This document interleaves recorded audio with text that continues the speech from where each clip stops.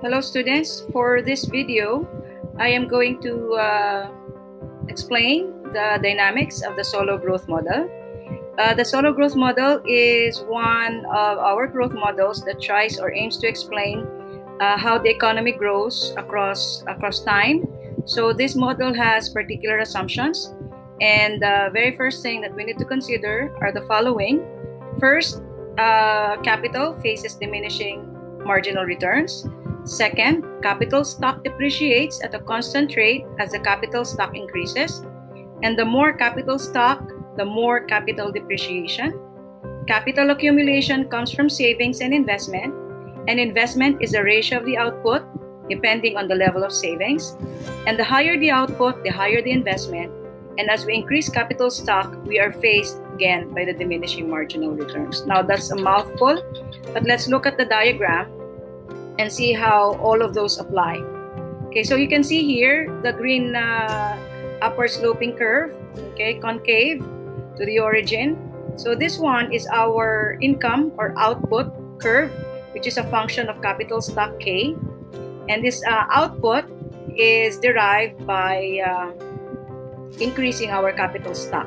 So if you look at this formula or this equation, y is a positive function or a function of k. So therefore, if we increase capital stock, we also increase our output or our income. So from this reflects our economic growth. This explains the growth of the economy.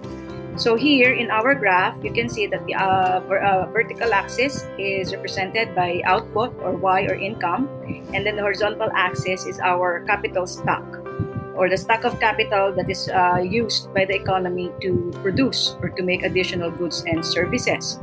So here, let's add up to the curve and let's put in a depreciation line.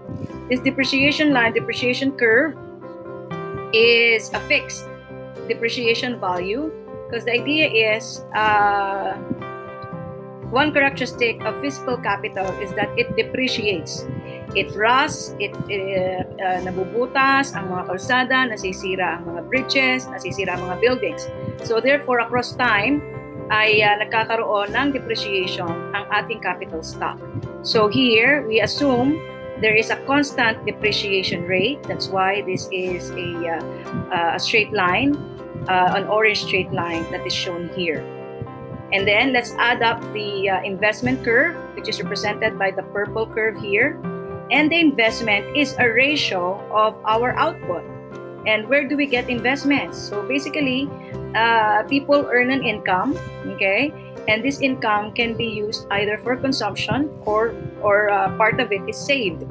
So if you invest part of your money through its value in savings, because basically our identity is S equals to I.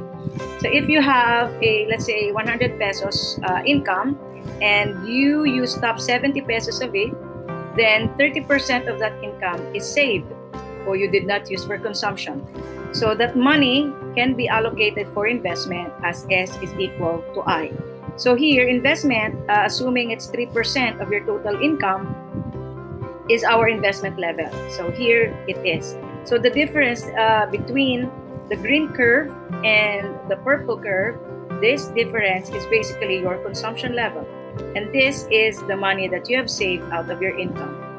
And what the relationship of this is, as you increase your investment, you increase your capital stock, and with the increase in capital stock, you can see that there is an increase in output. So the basic solo model contention is that your economy grows as you increase your capital stock through additional investments. Now, let's put in our variable here in the orange curve, which is depreciation. Now, the thing about capital stock is the more you add to it, that means there are a lot more that you need to maintain. And maintaining capital stock means money, okay? So the more you use up your resources, okay, the more depreciation there is and the more money you need. Okay, so this will be continued in another video. Let's see each other there.